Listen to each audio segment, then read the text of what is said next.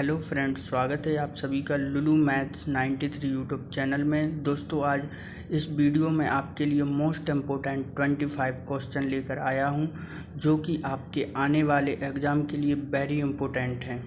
इसलिए वीडियो को बिना स्किप किए पूरा देखते रहिए।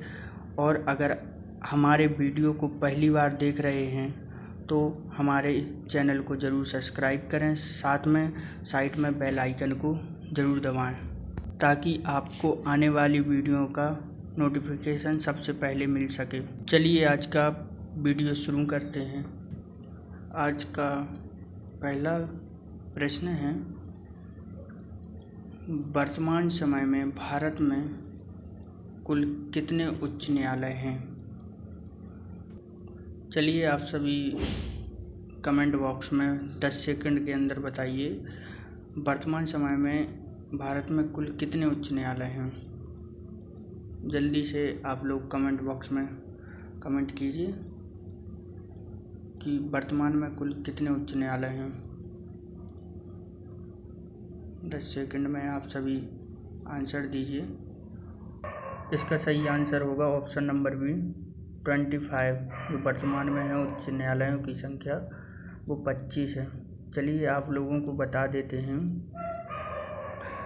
कि 1 जनवरी 2019 को आंध्र प्रदेश का उच्च न्यायालय बना था, जो आंध्र प्रदेश की राजधानी अमरावती में बना है।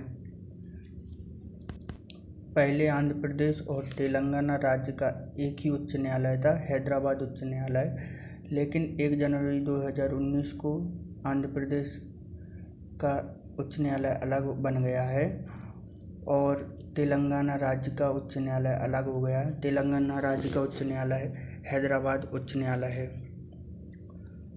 तो ये सभी आपको याद रखना है और वीडियो को बिना स्किप किए सभी क्वेश्चन को देखते रहना है। चलिए नेक्स्ट क्वेश्चन की बात करते हैं। क्वेश्चन नंबर 2, राज्यसभा के सदस्यों का कार्यकाल कितने वर्षों का होता है? चलिए बताइए आप लोग कमेंट बॉक्स में कितने वर्षों का होता है। इसका राइट आंसर होगा ऑप्शन नंबर सी 6 वर्ष। आपको बता दूं, राज्यसभा कभी भी बंद नहीं होती। यह स्थायी सदन है क्योंकि इसके 1/3 सदस्य प्रत्येक 2 वर्ष बाद सेवानिवृत्त होते हैं। आप सभी को याद रखना है कि राज्यसभा के सदस्यों का कार्यकाल जो है वो 6 वर्ष का होता है। चलिए next question, half man cup किस खेल से संबंधित है? चलिए आप लोग बताइए इसका सही आंसर।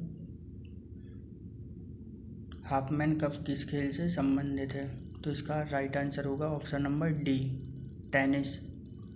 जो हाफमैन कप है उसका टेनिस खेल से संबंधित है। चलिए नेक्स्ट क्वेश्चन पर ध्यान देते हैं। क्वेश्चन नंबर 4 है, फतेहपुर सीकरी का निर्माण किसने करवाया था? बताइए, फतेहपुर सीकरी का निर्माण किसने करवाया था? तो इसका राइट आंसर होगा ऑप्शन नंबर सी अकबर ने। फतेहपुर सीकरी का जो निर्माण कराया था वो अकबर ने कराया था। तो आप सभी को वीडियो को स्किप किए बिना वीडियो देखते रहना है।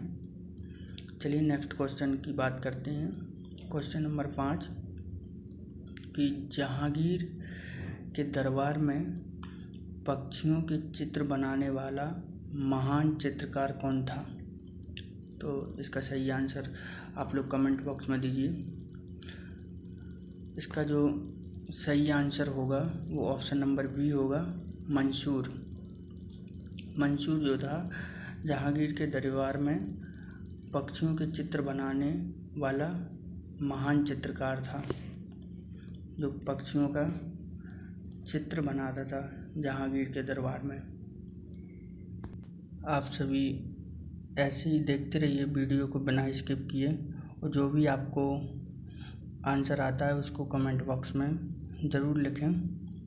चलिए नेक्स्ट क्वेश्चन पे ध्यान देते हैं। क्वेश्चन नंबर 6 है, टीबी रोग की रोकथाम के लिए कौन सा टीका लगाया जाता है? चलिए जल्दी कमेंट बॉक्स में आंसर दीजिए, इसका सही आंसर कौन सा होगा। इसका ऑप्शन नंबर डी सही आंसर होगा, BCG। जो टीबी रोकथाम के लिए BCG का उपयोग किया जाता है। चलिए नेक्स्ट क्वेश्चन पे ध्यान देते हैं। प्लासी युद्ध के समय बंगाल का नवाब कौन था? प्लासी युद्ध के समय बंगाल का नवाब कौन था? इसका सही आंसर दीजिए। इसका सही आंसर होगा ऑप्शन नंबर बी, सिराजुद्दौला। इसका आपको बता दूं, 23 जून 1757 ईस्वी को अंग्रेज़ों तथा सिराजुद्दौला के मध्य युद्ध हुआ था, जिसमें अंग्रेज़ों ने सिराजुद्दौला को पराजय कर दिया था। 1757 में जो अंग्रेज़ों और सिराजुद्दौला के मध्य युद्ध हुआ था, उसमें सिराजुद्दौला को पराजित कर दिया था अंग्रेज़ों ने। चलिए नेक्स्ट क्वेश्चन पे ध्यान देते हैं। क्वेश्चन नंबर 8, पेरियार राष्ट्रीय उद्यान किस जानवर के लिए प्रसिद्ध है? इसका सही आंसर बताइए। इसका सही आंसर जो होगा ऑप्शन नंबर सी होगा, हाथी के लिए। जो पेरियार राष्ट्रीय उद्यान है वो हाथी के लिए प्रसिद्ध है। पेरियार राष्ट्रीय उद्यान केरल में स्थित है। चलिए नेक्स्ट क्वेश्चन पर ध्यान देते हैं। क्वेश्चन नंबर 9, गरसोप्पा जलप्रपात किस राज्य में स्थित है? इसका सही आंसर बताइए आप लोग। जो गरसोप्पा जलप्रपात है वो किस राज्य में स्थित है? इसका सही आंसर होगा ऑप्शन नंबर ए, कर्नाटक। यह कर्नाटक राज्य में स्थित है। तो गरसोप्पा जलप्रपात है जो कर्नाटक राज्य में स्थित है। इसका सही आंसर होगा ऑप्शन नंबर ए। चलिए नेक्स्ट क्वेश्चन पे ध्यान देते हैं। क्वेश्चन नंबर 10 है कि मनुष्य का शरीर में इंसुलिन का स्राव कहाँ से होता है? बताइए आप लोग इसका सही आंसर। इसका सही आंसर होगा ऑप्शन नंबर बी, अग्नाशय। अग्नाशय से मनुष्य के शरीर में इंसुलिन प्रवाह होता है, स्राव होता है। तो इसका सही ऑप्शन नंबर बी होगा। आप लोग वीडियो को स्किप किए बिना देखते रहिए और डेली अपना एक टारगेट फिक्स कीजिए सुबह मॉर्निंग में उठ के। चलिए नेक्स्ट क्वेश्चन पे ध्यान देते हैं। क्वेश्चन नंबर 11, गुजरात की जीवन रेखा किस नदी को कहा जाता है? गुजरात की जीवन रेखा किस नदी को कहा जाता है? तो इसका सही आंसर होगा ऑप्शन नंबर सी, नर्मदा नदी को, जो गुजरात की जीवन रेखा कहा जाता है। चलिए आप लोगों को बता दूं, नर्मदा नदी जो है गुजरात और मध्य प्रदेश के मध्य बहती है। इसका उद्गम स्थल है अमरकंटक। अमरकंटक से निकलती है और खंबात की खाड़ी में गिर जाती है। तो इसका आपको ध्यान देना है इस प्रश्न को। चलिए नेक्स्ट क्वेश्चन पे ध्यान देते हैं। प्रश्न नंबर है 12, निम्न में से कौन एक कार्यरत व्यक्ति संसद के सदस्य नहीं होते हुए भी संसद की कार्रवाई में भाग ले सकता है?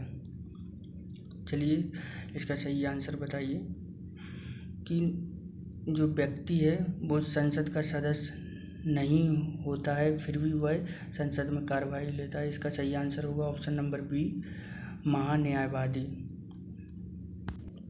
महान्यायवादी जो होता है वो संसद का सदस्य नहीं भी रहे तब भी संसद की कार्रवाई में भाग ले सकता है।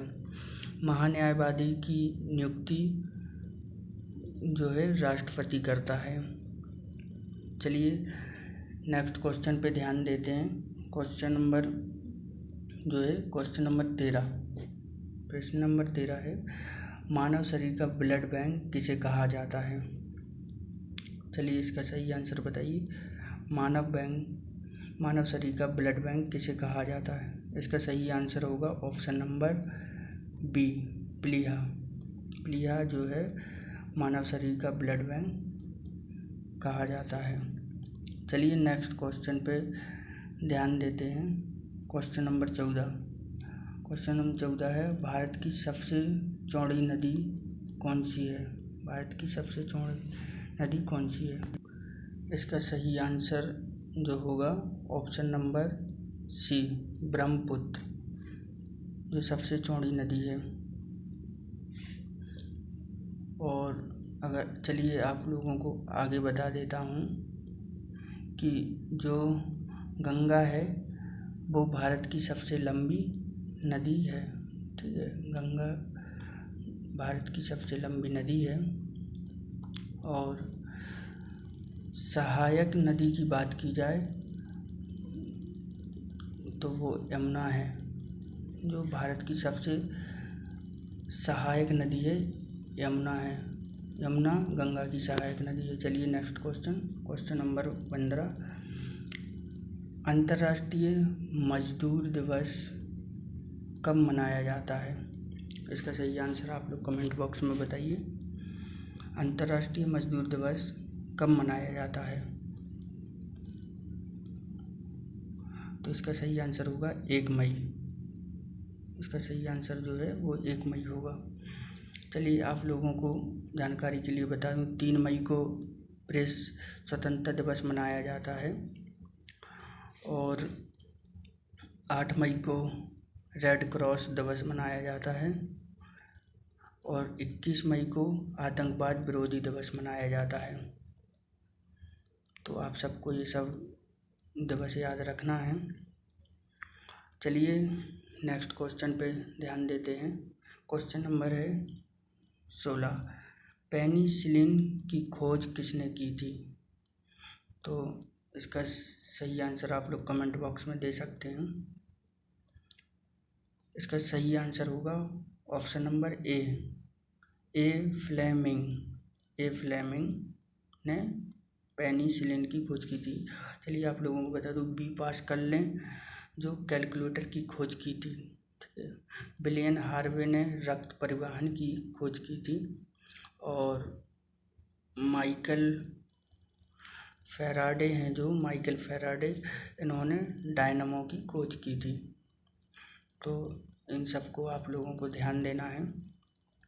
चलिए नेक्स्ट क्वेश्चन की बात करते हैं। प्रश्न नंबर 17, पोलियो रोग में शरीर का कौन सा अंग प्रभावित होता है? पोलियो रोग में शरीर का कौन सा अंग प्रभावित होता है? इसका राइट आंसर होगा ऑप्शन नंबर सी, तंत्र। इसका राइट आंसर होगा ऑप्शन नंबर सी, तंत्र। आप लोगों को विशेष रूप से सभी क्वेश्चन पे ध्यान देना है, सभी प्रश्न इम्पोर्टेंट हैं।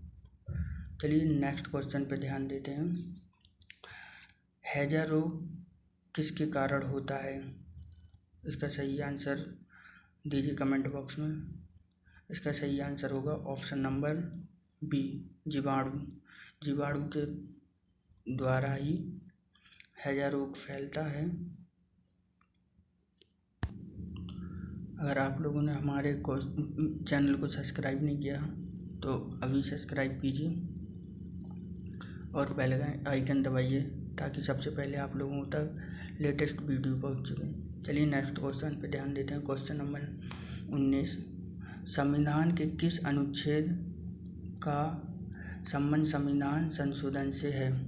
बताइए, संविधान के किस अनुच्छेद का संबंध संविधान संशोधन से है? तो इसका सही आंसर होगा ऑप्शन नंबर बी, अनुच्छेद 368। तो इसका सही आंसर जो रहेगा वो ऑप्शन नंबर बी रहेगा। और आप लोगों को बता दूं, भाग 20 में इसको रखा गया है, अनुच्छेद 368 को। ठीक है, चलिए नेक्स्ट क्वेश्चन पे ध्यान देते हैं। क्वेश्चन नंबर 20 है। क्वेश्चन नंबर 20 है कि चाय की खेती के लिए उपयुक्त मिट्टी कौन सी है। जो चाय की खेती के लिए है वो उपयुक्त मिट्टी कौन सी है। इसका सही आंसर होगा option number C, laterite. Laterite मिट्टी जो चाय के लिए उपयोगी होती है। लैटराइट मिट्टी में चाय की उपज ज़्यादा होती है। चलिए नेक्स्ट क्वेश्चन पे ध्यान देते हैं। Question number 21। क्वेश्चन नंबर 21 है, स्वतंत्रता प्राप्ति के समय भारतीय राष्ट्रीय कांग्रेस के अध्यक्ष कौन थे। चलिए बताइए, इसका सही आंसर बताइए। इसका सही आंसर जो होगा option number C, JB Kripalani, जो भारतीय राष्ट्रीय कांग्रेस के अध्यक्ष थे स्वतंत्रता प्राप्ति के बाद। Option number C, JB Kripalani. चलिए नेक्स्ट क्वेश्चन पे ध्यान देते हैं। Question number 22। Question number 22, Bharat की 22 राजकीय भाषाओं को किस अनुसूची में रखा गया है। चलिए बताइए, इसका सही आंसर दीजिए। इसका सही आंसर जो होगा ऑप्शन नंबर सूची में, 8वीं अनुसूची में रखा गया है। तो भारत की जो 22 राजकीय भाषा हैं उनको 8वीं अनुसूची में रखा गया। चलिए नेक्स्ट क्वेश्चन पे ध्यान देते हैं। क्वेश्चन नंबर 23, सत्यार्थ प्रकाश के लेखक कौन थे। इसका सही आंसर बताइए। सत्यार्थ प्रकाश का लेखक कौन थे। तो इसका सही आंसर होगा दयानंद सरस्वती। दयानंद सरस्वती के बारे में थोड़ा बात कर लेते हैं। इनका जो बचपन का मूल नाम था मूल शंकर था, और इन्होंने एक नारा दिया था, वेदों की ओर लौटो, वेदों की ओर लौटो। दयानंद सरस्वती जी ने 1875 ईस्वी में आर्य समाज की स्थापना की थी। तो सभी को इस प्रश्न पर ध्यान देना है, ये वेरी इम्पोर्टेंट है। और अब नेक्स्ट क्वेश्चन की बात करते हैं। क्वेश्चन नंबर 24, राज्य हड़प नीति किससे संबंधित है। चलिए इसका सही आंसर बताइए। जो राज्य हड़प नीति है वो किससे संबंधित है। तो इसका सही आंसर जो होगा वो होगा लॉर्ड डलहौजी। लॉर्ड डलहौजी के बारे में आप लोगों को पता होगा। तो लॉर्ड डलहौजी जो है राज्य हड़प नीति से संबंधित है। चलिए नेक्स्ट क्वेश्चन की बात करते हैं। क्वेश्चन नंबर 25 है, किस टीम ने 2019 का संतोष ट्रॉफी जीता है। किस टीम ने 2019 का संतोष ट्रॉफी जीता है। तो इसका आप लोग सही आंसर हमें कमेंट बॉक्स में देंगे। और उम्मीद है कि आप लोगों को हमारा ये वीडियो पसंद आया हो। आप लोग हमारे चैनल को सब्सक्राइब कीजिए, वीडियो को शेयर कीजिए और लाइक कीजिए और बेल आइकन दबाइए ताकि हमारे लेटेस्ट वीडियो आप तक सबसे पहले पहुंचे। धन्यवाद।